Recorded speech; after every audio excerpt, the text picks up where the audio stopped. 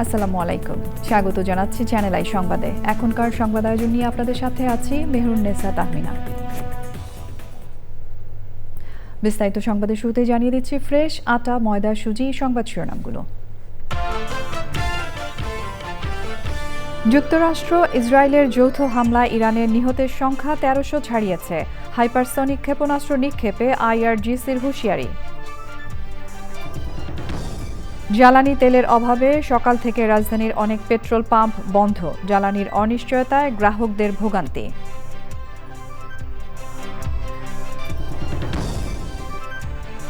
এবং জাকাতকে দারিদ্র্য বিমোচনে ব্যবহার করে ইসলামী বিশ্বে মডেল স্থাপনের কথা বললেন প্রধানমন্ত্রী। ইয়াতিম ও ওলামা মাশায়েখদের সম্মানে ইফতার। ভূমিকম্প সহনীয় মোস্ট ডিউরেবল দেশের প্রথম থার্মেক্স রড সালাম স্টিল। সালাম স্টিল বোঝে ডিউরেবিলিটি। সালাম স্টিল, মোস্ট ডিউরেবল স্টিল। সংবাদ শিরোনামগুলো জানাচ্ছিলাম। এখনকার এই সংবাদ আয়োজন একই সঙ্গে চ্যানেল আই এর ইউটিউব চ্যানেল এবং চ্যানেল আই এর ওটিটি প্ল্যাটফর্ম আই স্ক্রিনে লাইভ স্ট্রিম হচ্ছে। এবার যাচ্ছে বিস্তারিত প্রসঙ্গে এবং শুরুতেই থাকছে ইরান যুদ্ধের ৮ম দিন।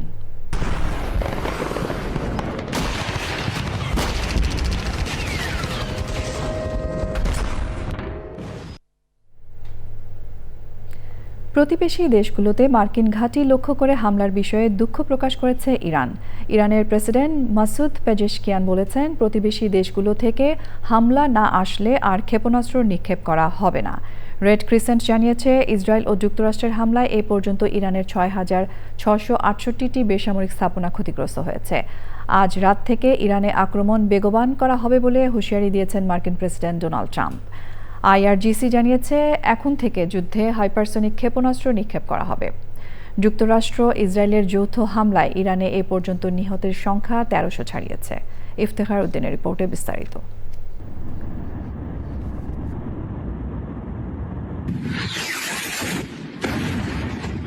ইরান যুদ্ধের ৮ম দিনে এসে যুক্তরাষ্ট্র ইসরায়েলের আঘাত তীব্র ও ব্যাপক আকার ধারণ করেছে। তেহরান শহরে বোমা ও ক্ষেপণাস্ত্র হামলা হয়।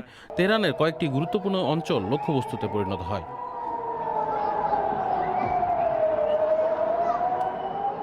ইরানও পাল্টা হামলা চালাচ্ছে।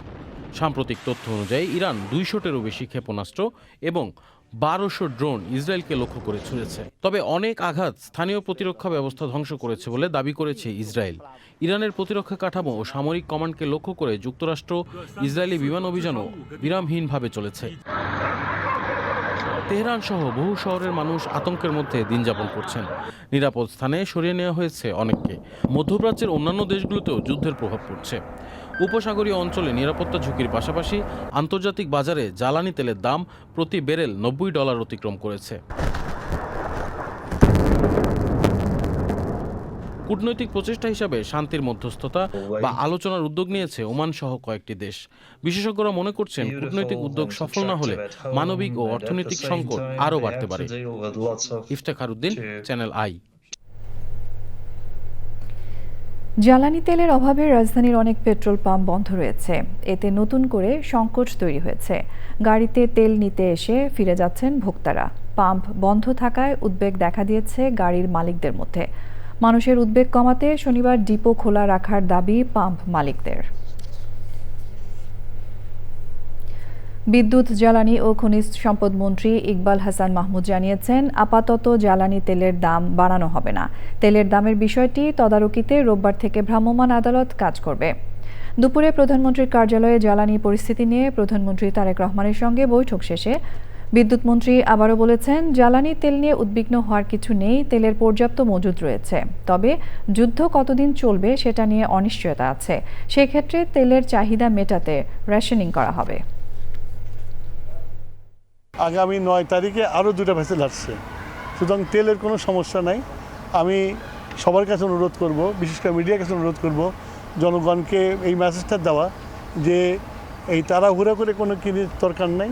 আমাদের কাছে মজুদ আছে, আমরা পেট্রোল পাম্পে তেল দিচ্ছি এবং চলবে। এটার জন্য লাইন দিয়ে সারা রাত জাগার কোনো প্রয়োজন নাই। মানুষ তেল গেলে তেল পাবে। আমাদের যে শর্টেজ পড়ার কোনো সুযোগ নাই, তো তারপরেও যেহেতু যুদ্ধ চলছে, তো আমাদেরকে খুব হিসাব করে চলতে হবে।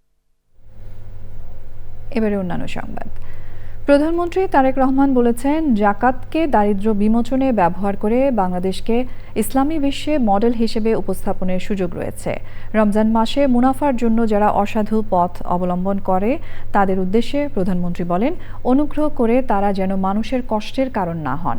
রাজধানীতে আলেম ওলামা ও ইয়াতিমদের নিয়ে ইফতার করে প্রধানমন্ত্রী বলেছেন, বিত্তবানরা যদি কোরআন হাদিসের নির্দেশনা অনুযায়ী দায়িত্ব পালন করেন তাহলে এতিমরা আত্মবিশ্বাসের সাথে এগিয়ে যাওয়ার প্রেরণা পাবে। রাহুল রায় রিপোর্ট। প্রধানমন্ত্রী হিসেবে দায়িত্ব নেওয়ার পর তৃতীয় শনিবারও তেজগাঁওয়ের কার্যালয়ে অফিস করেছেন প্রধানমন্ত্রী তারেক রহমান। বেলা 12টায় কার্যালয়ে যান প্রধানমন্ত্রী। বাংলাদেশ পাট গবেষণা ইনস্টিটিউটের মহাপরিচালকের পর জ্বালানি ও খনিজ সম্পদ মন্ত্রী ইকবাল হাসান মাহমুদ প্রধানমন্ত্রীর সঙ্গে বৈঠক করেন। 9 তারিখে আরও 2টা ভেসেল আসছে। বিকেলে রাষ্ট্রীয় অতিথি ভবন যমুনায় এতিম শিশু ও ওলামা মাশায়েখদের সম্মানে ইফতার মাহফিলের আয়োজন করেন প্রধানমন্ত্রী তারেক রহমান।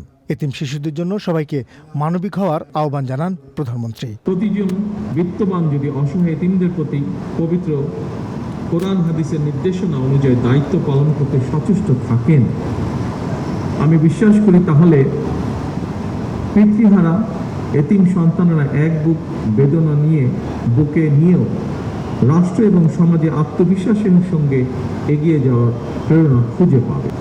পবিত্র রমাদান মাসেও যারা অশুভ পন্থা অবলম্বন করছে, আপনাদের প্রতি আমার বিনীত আহ্বান, অনুগ্রহ করে আপনারা মানুষকে কষ্ট দেবেন না। দারিদ্র্য বিমোচনে জাকাতের সঠিক ব্যবহার গুরুত্বপূর্ণ ভূমিকা রাখতে পারে বলে মনে করেন প্রধানমন্ত্রী। ধনী দরিদ্র সব মিলিয়ে দেশে বর্তমানে পরিবারের সংখ্যা প্রায় 4 কোটির মতো।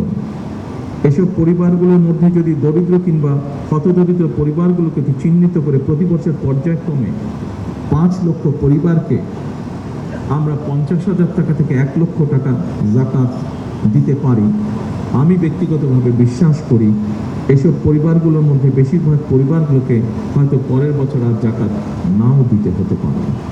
লক্ষ্যভিত্তিক এবং সুনির্দিষ্ট পরিকল্পনার মাধ্যমে যদি জাকাত দেওয়া সম্ভব হয় তাহলে 10 থেকে 15 বছরের মধ্যে শুধুমাত্র জাকাত ব্যবস্থাপনার মাধ্যমেই দেশের বহুলাংশে দারিদ্র্য বিমোচনে সম্ভব। বৈশ্বিক পরিস্থিতি সহ নানা কারণে সবাইকে কৃচ্ছতা সাধনের আহ্বানও জানান প্রধানমন্ত্রী। বিভিন্ন পরিস্থিতির কারণে যেমন গ্যাস, বিদ্যুৎ, জ্বালানি সহ বিভিন্ন ক্ষেত্রে ব্যয় সংকোচন এবং কৃচ্ছতা সাধনের অংশ হিসাবেই এবারের রমাদানে আজ এবং গতকালের ইফতার মাহফিল সহ মোট 2টি ইফতার মাহফিলের আয়োজন করেছি আমরা। বৈশ্বিক পরিস্থিতির উন্নতি না হলে এবারের রমাদানে হয়তো আজকের এটি শেষ ইফতার মাহফিল আমাদের। দেশ ও জনগণের কল্যাণে প্রতিটি কর্মসূচি যেন সুন্দরভাবে বাস্তবায়ন করতে পারে সেজন্য সবার কাছে দোয়া চেয়েছেন প্রধানমন্ত্রী তারেক রহমান।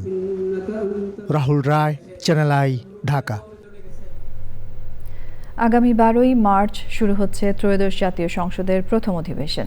জনগণের ভোটে নির্বাচিত নতুন সংসদকে সামনে রেখে চ্যানেল আই এর সংবাদকর্মীদের জন্য সংসদ রিপোর্টিং বিষয়ে বিশেষ প্রশিক্ষণ কর্মশালার আয়োজন করে চ্যানেল আই। চ্যানেল আই ভবনে বার্তা বিভাগের কর্মীদের জন্য প্রশিক্ষণ কর্মশালাটি পরিচালনা করেন সিনিয়র সাংবাদিক ও গবেষক এবং পার্লামেন্ট জার্নালিস্ট অ্যাসোসিয়েশনের সাবেক সাধারণ সম্পাদক কামরান রেজা চৌধুরী। প্রায় 3 দশক ধরে সংসদ অধিবেশন এবং সংসদ সম্পর্কিত বিষয়ে সাংবাদিকতা করছেন তিনি। কর্মশালায় স্বাগত বক্তব্যে চ্যানেল আই এর পরিচালক ও বার্তা প্রধান শাইখ সিরাজ বলেন, চ্যানেল আই সবসময় তার কর্মীদের গুণগত মান উন্নয়নে যত্নবান। সেই লক্ষ্যেই সংসদ অধিবেশন শুরুর আগে এই আয়োজন। কর্মশালায় উপস্থিত ছিলেন চ্যানেল আই এর প্রধান নির্বাহী সম্পাদক জাহিদ নেওয়াজ খান, অ্যাসাইনমেন্ট এডিটর আরেফিন ফয়সাল এবং বার্তা সম্পাদক শাকিলা জেসমিন। কর্মশালাটি সঞ্চালনা করেন chief of digital operations Tariqul Islam Masum. কর্মশালায় জাতীয় সংসদ অধিবেশন এবং এর কমিটিগুলোর কার্যক্রম সহ বিভিন্ন দিক নিয়ে আলোচনা করেন প্রশিক্ষক।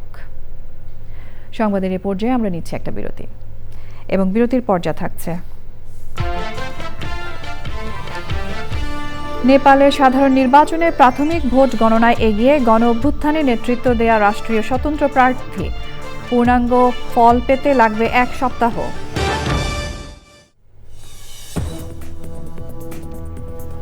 স্বাগত জানাচ্ছি আরও একবার চ্যানেল আই সংবাদে। খাল দখলদারদের যারা আশ্রয় প্রশ্রয় দেবে তাদেরও আইনের আওতায় আনা হবে বলে হুঁশিয়ারি দিয়েছেন রেলপথ মন্ত্রণালয় এবং সড়ক পরিবহন ও মহাসড়ক বিভাগের প্রতিমন্ত্রী হাবিবুর রশিদ হাবিব। রাজধানীর খিলগাঁও ত্রিমোহনী বাজারের পাশে খাল পরিদর্শন শেষে খাল নিয়ে 4 ধাপের পরিকল্পনার কথা জানিয়ে প্রতিমন্ত্রী বলেন, খালের সব প্রতিবন্ধকতা সরিয়ে ঠিকভাবে প্রবাহের ব্যবস্থা করা এবং খাল পুনরুদ্ধারের চেষ্টা করা হবে। ঢাকাকে জলাবদ্ধতা মুক্ত করার চেষ্টা চলছে জানিয়ে তিনি বলেন, দখলদারদের ব্যাপারে সরকার এবং বিএনপি সচেতন।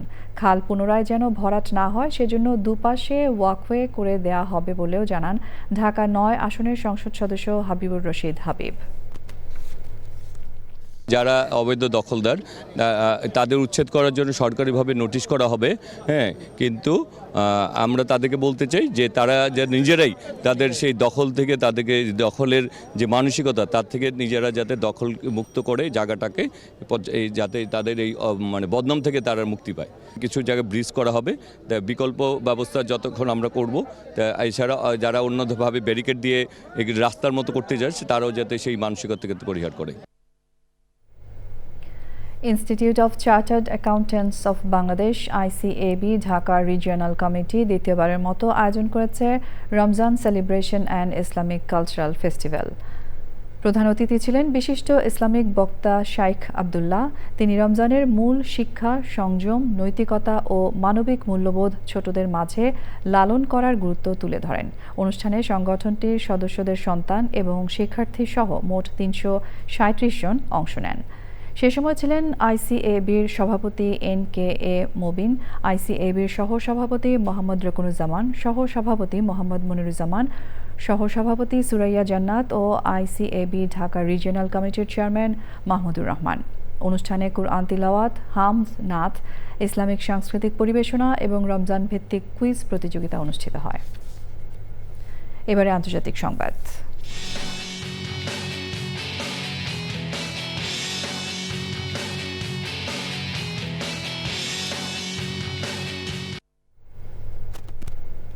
নেপালে সাধারণ নির্বাচনে প্রাথমিক ভোট গণনায় এগিয়ে আছে গণ-অভ্যুত্থানে নেতৃত্ব দেয়া দল রাষ্ট্রীয় স্বতন্ত্র পার্টি RSP।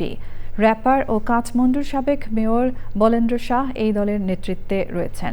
নির্বাচন কমিশনের তথ্য মতে 275 আসনের পার্লামেন্টের নিম্নকক্ষে 2/3 সংখ্যাগরিষ্ঠতা অর্জনের পথে রয়েছে RSP।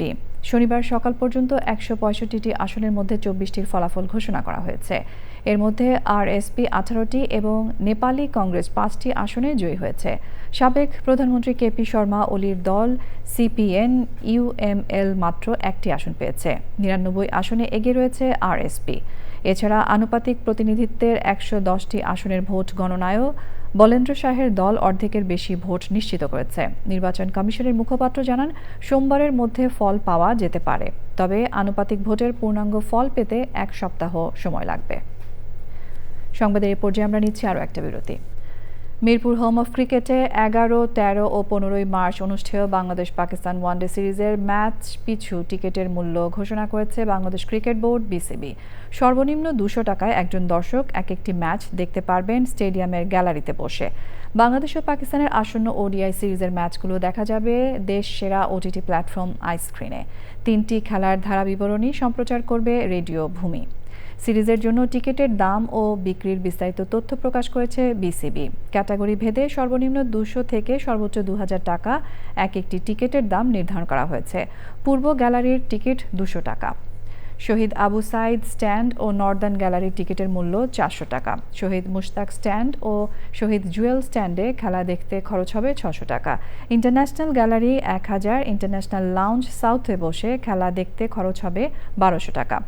গ্র্যান্ড স্ট্যান্ডের নিচ ও উপর উভয় তলার টিকিটের দাম 2000 টাকা নির্ধারণ করা হয়েছে। টিকিট কাটতে হবে অনলাইনে। এরই সঙ্গে সংবাদের শেষ ভাগে আমরা তবে যাবার আগে ফ্রেশ আটা, ময়দা, সুজি সংবাদ শিরোনামগুলো জানিয়ে দিচ্ছি আরও একবার। যুক্তরাষ্ট্র ইসরায়েলের যৌথ হামলায় ইরানের নিহতের সংখ্যা 1300 ছাড়িয়েছে। হাইপারসনিক ক্ষেপণাস্ত্র নিক্ষেপে IRGCর হুঁশিয়ারি। জ্বালানি তেলের অভাবে সকাল থেকে রাজধানীর অনেক পেট্রোল পাম্প বন্ধ। জ্বালানির অনিশ্চয়তায় গ্রাহকদের ভোগান্তি।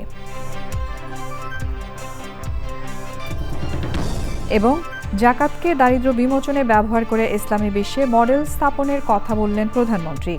এতিম ও ওলামা মাশায়েখদের সম্মানে ইফতার।